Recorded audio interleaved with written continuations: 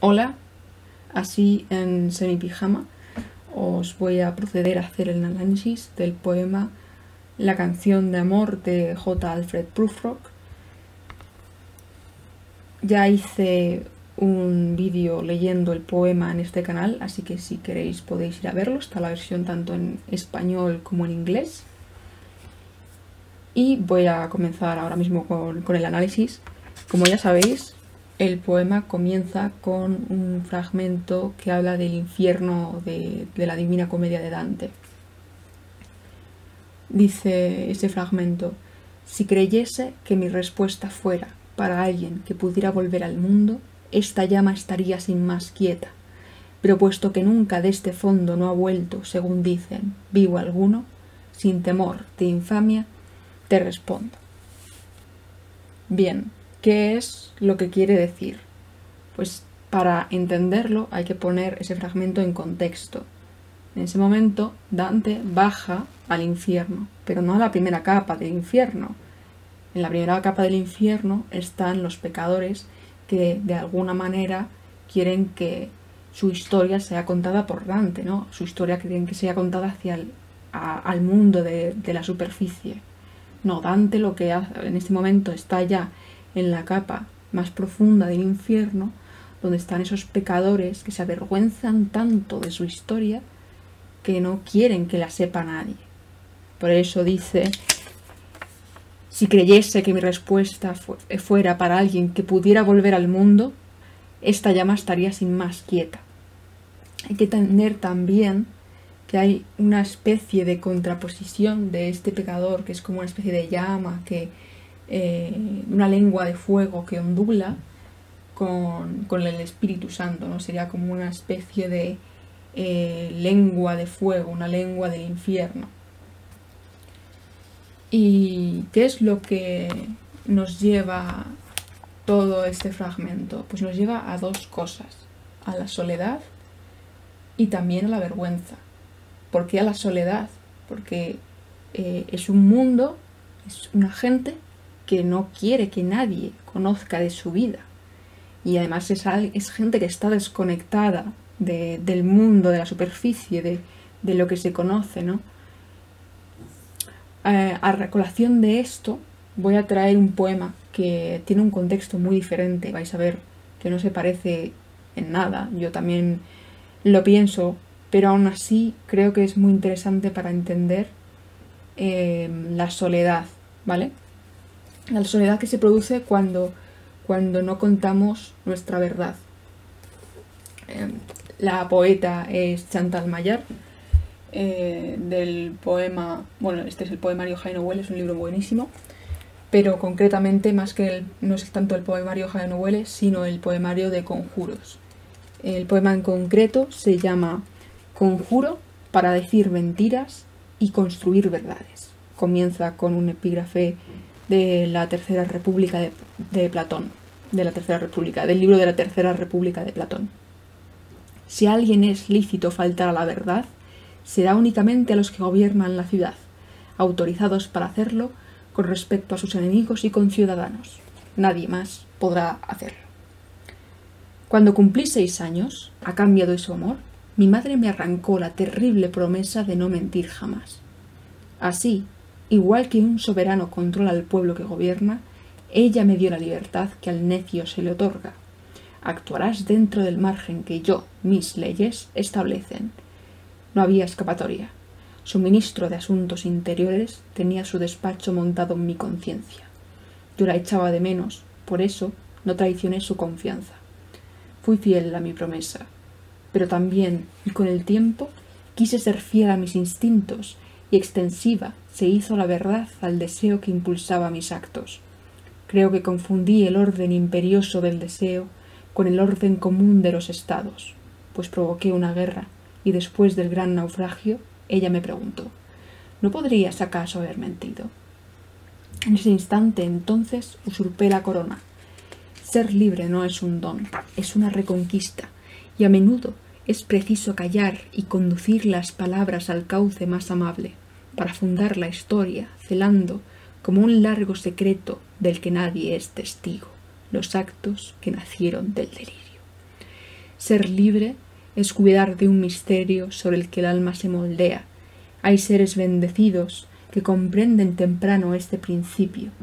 Me produce ternura descubrir sus engaños y comprobar la paz que de ellos resulta. Admiro las mentiras bien trabadas, la coherencia del engarce, el arte dirigido hacia un fin.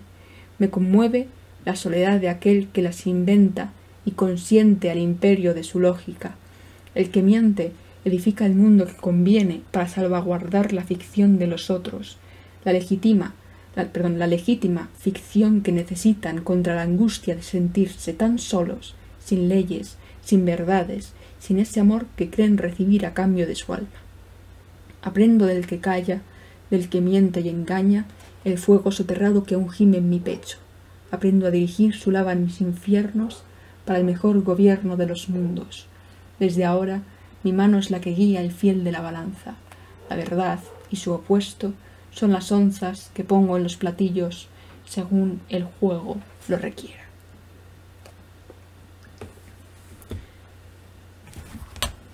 Bueno, como habréis escuchado, ese fragmento de Chantal Maillard realmente hace referencia a una soledad asociada a la necesidad de establecer una justicia o a establecer nuestra identidad. Pero aún así se entiende muy bien que al final la soledad también viene de esa imposibilidad de contar nuestra historia, de esa necesidad de poner una mentira, de hacernos una careta frente al mundo. Y eso también está dentro del poema de Prufrock y también dentro de ese fragmento de la Divina Comedia, solo que más que asociado a la justicia está asociada a la vergüenza, ¿no? La llama que ondula es alguien que solamente se atreve a contárselo a Dante porque piensa que no le va a pasar lo que en realidad le termina pasando, y es que Dante trae al mundo de la superficie su historia. De hecho, por eso queda escrita la historia de este pecador en ese fragmento de la Divina Comedia. Bueno, y después de tantísima introducción, creo que debería ser el momento de empezar con el poema, mientras que mi vecino baja la persiana, como se observa esta noche. Eliot comienza así: Let us go then, you and I, when the evening is spread out against the sky. Es decir, las tardes se esparce al contracielo, like a patient either rise upon a table, como un paciente aterrizado sobre una mesa. The mothering retreats of restless nights in one-night cheap hotels, and those restaurants with oyster shells, streets that follow like a tedious argument of insidious intent. Aquí lo que está haciendo es describir un paisaje, ¿vale? Y este paisaje lo analoga a la situación de una discusión, la situación de un argumento, un tedioso argumento que se va desarrollando como las calles que vamos atravesando. Y bueno, ¿y a qué nos lleva ese argumento? A una pregunta. ¿Y a qué pregunta? No preguntes. Eso es lo que te dice. Oh, no preguntes de qué se trata. Vámonos de visita. Es decir, te corta esa respuesta ante qué narices es lo que te estás preguntando. Todavía no sabes de qué se trata. Es muy importante también ver o darse cuenta que aquí está hablando Prufrock como también hacia otra persona. Yo diría que a mi juicio, es una frase muy rara. A mi juicio, lo que está haciendo es separar los dos Prufrocks que hay en el poema. En este momento el que está hablando fundamentalmente es el Prufrock más pesimista, el Prufrock más realista, el Prufrock que de alguna manera se cierra todas las posibilidades, no dice no preguntes de qué se trata, ¿no? Vámonos de visita, trata de evitar esas situaciones. También es un Prufrock que siente vergüenza de sí mismo, y por otro lado está el Prufrock que es más aventurero, el Prufrock que quiere lanzarse, que quiere saber, y también es un Prufrock mucho más romántico. De alguna manera es mucho más valiente. Bueno, pues ahora lo que hace Eliot es dar un corte en el tiempo y ya entrar dentro de una habitación. Dice, las mujeres van y vienen, hablando de Miguel Ángel. Y luego describe una neblina amarilla. Una neblina amarilla que lo que hace es remolonear. ¿Y qué es lo que hace Prufrock? Prufrock siempre hace esto. Coge el paisaje, coge una figura como Miguel Ángel y se va a estar contraponiendo contra eso. Contraponiendo su figura de una persona delgadita, de una persona calva, con muchos defectos, pues a la figura de Miguel Ángel, o a lo mejor pues a una neblina que también está remoloneando. Precisamente es eso. En este caso, la neblina está remoloneando y luego dice Prufrock, y claro que habrá tiempo. Claro que habrá tiempo para la neblina amarilla que se desliza por la calle, ¿no? Ya habrá tiempo para la neblina amarilla que deja de remolonear. Y continúa. Habrá tiempo de disponer una cara para las caras que te encuentras. Vemos esa persona que es incapaz de enfrentarse si no es con otra cara, ¿no? Vemos esa persona que de alguna manera siente la necesidad de mentir, que por tanto va a tener asociada mucha soledad, para poder encontrar o poder hablar con aquella persona con la que quiere hablar, esa mujer, esa persona con la que quiere atreverse. Y ahora viene algo muy importante. Habrá tiempo de asesinar y crear, y tiempo para todos los trabajos y los días de manos que levantan y sueltan una cuestión en tu plato. Bien, aquí hay que recordar ese momento en el que dice Prufrock, to lead you to an overwhelming question, oh, do not ask what is it. Es decir, ya antes nos había introducido esa pregunta que levantan y sueltan sobre tu plato, ¿no? Te lo presentan así. Es muy importante darse cuenta que esa mano está forjada de alguna manera con los trabajos y los días, obra del famoso poeta Hesíodo. En ese poema nos habla de un tiempo valioso, un tiempo que de alguna manera es significativo. Los agricultores pues cultivan a lo largo de los días, las semanas, ¿no? Como las estaciones, y al final de lo que trata es que el trabajo es el destino del hombre. Y también aparte de eso dice que solamente quien esté dispuesto a trabajar podrá con el propio trabajo y con el propio destino. Pues esto es precisamente a lo que está haciendo referencia aquí.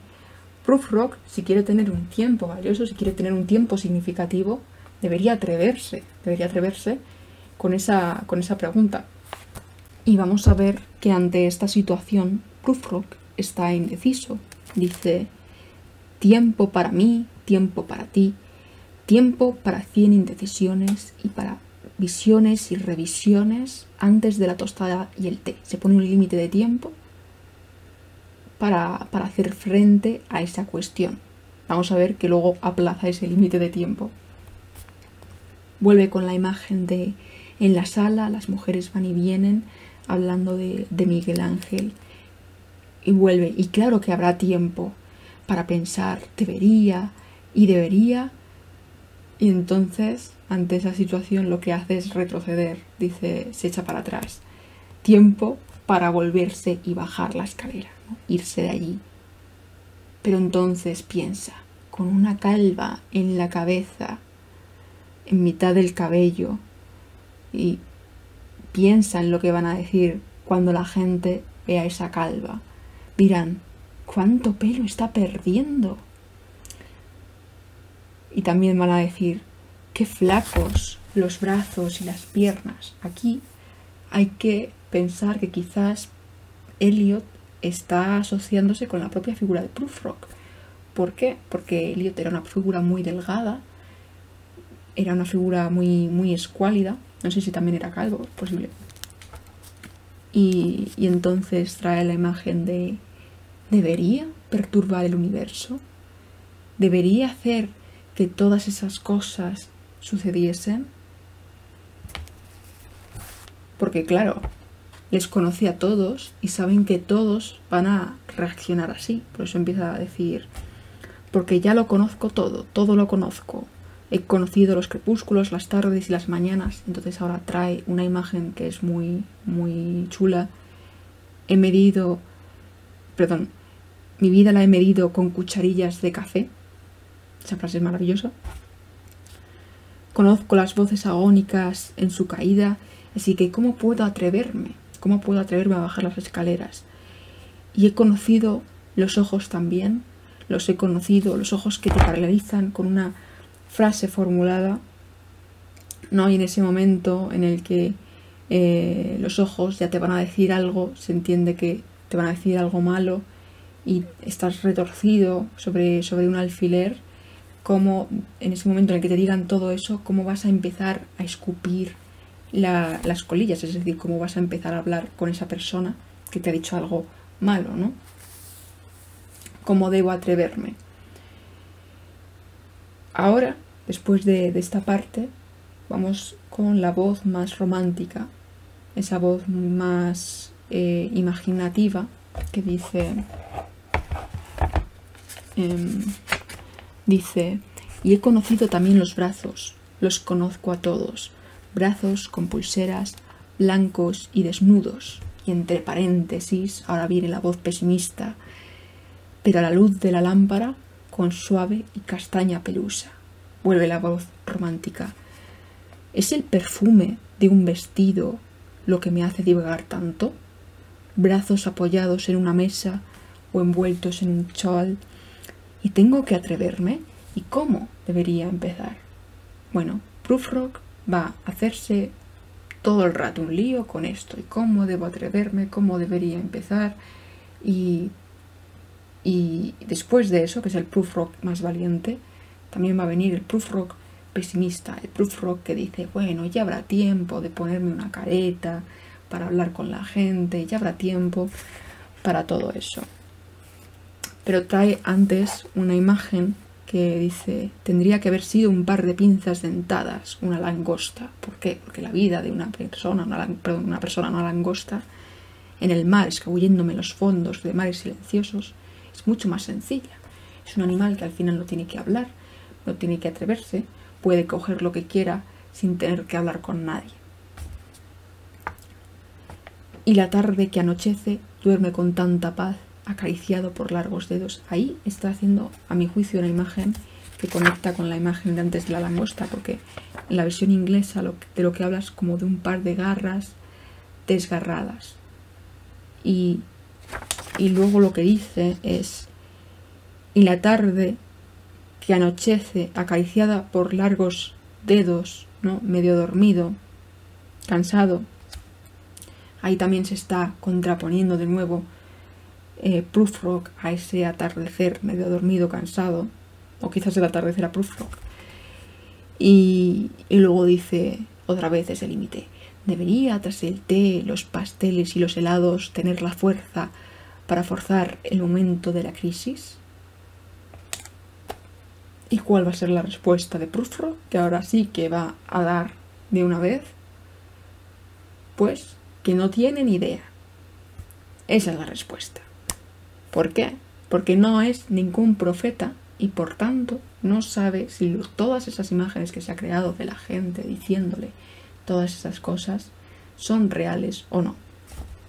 Dice así, pero aunque haya llorado y ayunado, llorado y rezado, aunque haya visto mi cabeza, esta es una imagen preciosa, bueno, muy preciosa, muy interesante, aunque haya visto mi cabeza un poco calva ya presentada sobre una bandeja, no soy ningún profeta. Es decir, he visto esa bandeja, pero realmente yo no sé si eso es verdad o no es verdad. También he visto titilar el momento de mi grandeza y he visto al eterno criado tener mi abrigo aguantándose la risa.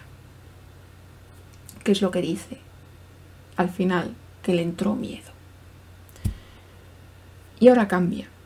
Más que él debería hacer esto, lo que dice es, ¿habría valido la pena? Es decir, aquí ya nos presenta una situación en la cual Prufrock ya ha tomado una decisión, y es que no va a actuar. Y habría valido la pena después de todo, no se va a atrever. hablar con esa mujer. Después de todo, después de las tazas, las confituras, el té, entre la porcelana, en alguna de nuestras charlas, habría valido la pena haber encarado el tema con una sonrisa, haber metido el universo en una bola, ese universo del que antes nos había atrevido a perturbar, ¿no? Debería perturbar el universo, pues ahora dice que lo va a hacer una bola y lanzarla hacia una cuestión comprometida, que quizás podrían ser esas personas que le están hablando, o también podría ser esa cuestión de ¿debería atreverme? ¿Debería atreverme? Aquí hay que decir que en este poema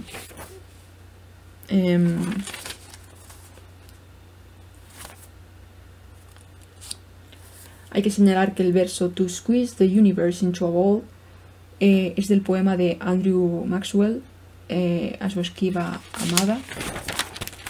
Concretamente hay un verso de ese poema que lo que dice es Let us roll our strength and all our sweetness up into a ball, into one ball. Mientras que Prufrock lo que dice es To have squeezed the universe into a ball, to roll it towards some overwhelming question. Si bien en el caso de Andrew Maxwell hay más bien una especie de carpe diem, que más una especie de carpe diem que un enfrentamiento, al final también por ser un carpe diem hay una búsqueda de enfrentarse al momento, de atreverse, de poder con la pregunta que suelta una mano de los trabajos y los días sobre tu plato. Luego, volviendo al poema, recordemos que estaba Prufrock pensando si habría valido la pena.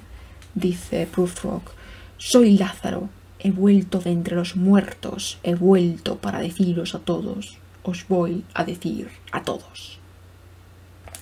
Aquí, voy a leerlo porque si no me voy a trabar, hay una semejanza entre esa imagen de Lázaro y la propia situación, y es que ya está muerta la pregunta, ya no hay un debate, ¿no? Solamente hay un debate en ese mundo del qué habría pasado. En ese mundo del qué habría pasado le responde esa mujer de manera imaginativa.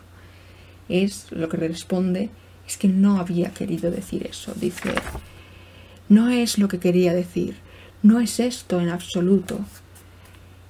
Y entonces aquí también hay una imagen de Prufrock que lo que hace es mostrar como Prufrock es al final una persona que le cuesta mucho expresarse, como a mí, aunque no lo parezca. Dice Prufrock, pero es imposible expresar lo que quiero decir. Y no, es como al final le gustaría ser una langosta. Y después de ese momento de Prufrock en el que lo que se estaba haciendo es preguntarse si habría valido la pena, ha valido la pena, ha valido la pena, lo que dice es tajantemente no. Y se contrapone a Hamlet. Pero aquí hay que tener en cuenta que lo que está tratando de decir es que no es el príncipe Hamlet, porque hay ciertas cosas que son similares de ese personaje de Shakespeare, Hamlet, se asemeja a Prufrock. ¿En qué se asemeja a Prufrock? Pues en que Hamlet también se retrasa mucho de alguna manera en la trama, ¿no? en ese actuar, en tratar de vengarse ante el asesinato de su padre. Solamente hasta la última página del quinto acto es capaz de matar al asesino de su padre. Y precisamente en el acto 1 en el que se le dice a Hamlet que se vengue. Por eso lo que hace aquí Prufrock es decir que él no es Hamlet. Él no es Hamlet. ¿Y quién es Prufrock? Pues otro personaje de la obra de Hamlet, que es Polonio. Esto la verdad es que yo no me habría dado cuenta. Gracias a un profesor de no sé qué universidad, pondré todo en la caja de descripciones, pues me he dado cuenta de esto, ¿no? Gracias a él. Dice Polonio, pues otra persona de la obra. Polonio es un consejero real uno que servirá para avanzar la trama, ¿no? Para progresar, iniciar una o dos escenas, advertir al príncipe, sin duda un peón fácil, deferente, contento de ser útil, político, cauto, minucioso, muy sentencioso, pero un poco obtuso, a ratos de hecho casi ridículo, casi a ratos el bufón. Al final a lo que se llega también es a una sensación de ser ridículo, un personaje que tampoco se atreve, ¿no? Un personaje que tampoco sirve, o sea, que es útil, pero dentro de su vida tampoco tiene grandes cosas. Bueno, después de esta parte hay un corte. Prufrock supuestamente ya se ha hecho viejo. Yo opino que esto es sigue formando parte de la imaginación de Prufrock, y lo que dice aquí es: estoy viejo, llevaré doblados los bajos del pantalón, tendría que peinarme hacia atrás, bueno, yo tengo mucho pelo, debería comerme un melocotón, porque claro, lo de peinarse hacia atrás es porque estaba calvo, lo de comerse un melocotón pues es porque los mayores tienen el estómago un poco pachucho. Y entonces él se muestra como un señor mayor que camina sobre la playa. Llevaré los pantalones de franela y caminaré por la playa. He oído las sirenas cantándose cara a cara. Aquí vuelve otra vez la imagen del Prufrock más romántico. No creo que canten para mí. Se contrapone otra vez la imagen quizás del Prufrock más pesimista, pero bueno, da igual. Aquí hay una fuerte imagen del Prufrock romántico que continúa. Las he visto cabalgar hacia el mar sobre las olas, peinando el cabello blanco de las olas sopladas, cuando el viento sopla el agua negra y blanca. Nos hemos demorado en las estancias del mar, es decir, al final yo creo que esto también está conectando con los trabajos y los días, ¿no? Esta sensación de que al final el tiempo no ha sido valioso. Y sobre todo también que estamos divagando y remoloneando en ciertas imágenes, en profetizar, con chicas marinas coronadas de algas rojas y pardas, hasta que voces humanas nos despiertan, hasta que voces humanas nos despiertan y nos hundimos en el agua. Yo creo que esta metáfora solamente, cobra su mayor fuerza solamente cuando se contrapone la imagen de las sirenas a la imagen de las voces humanas. Y es entonces cuando al despertar te ahogas. ¿Por qué? Porque lo que estabas viviendo era la imaginación, y ahí no solamente se está ahogando un Prufrock, se están ahogando los dos Prufrocks. Dice muy claramente: nos hemos demorado. Los dos Prufrocks se están demorando. Nos despiertan y nos hundimos en el agua. Cuando se rompe la metáfora, cuando se rompe esa imagen idílica de ellos en el mar siendo viejos, es entonces cuando se ahogan, porque no están en esa situación. Bueno, esto es una especulación mía. Obviamente no tendría por qué ser así. Podría ser de muchas maneras. De hecho, he visto en internet y hay muchas versiones sobre el final. Y al final también es lo que tiene, ¿no? Un poema puede significar muchísimas cosas y también eso es la gracia. Y ya son casi las 12, así que voy a dejar a mis vecinitos en paz. Y bueno, pues espero que os haya servido de algo todo este análisis. Y nada, subiré otro vídeo dentro de poco porque es el 99, sería el 99 cumpleaños de Ángela Figueras de Emmerich y voy a subir unos poemillas y ya está. Chao.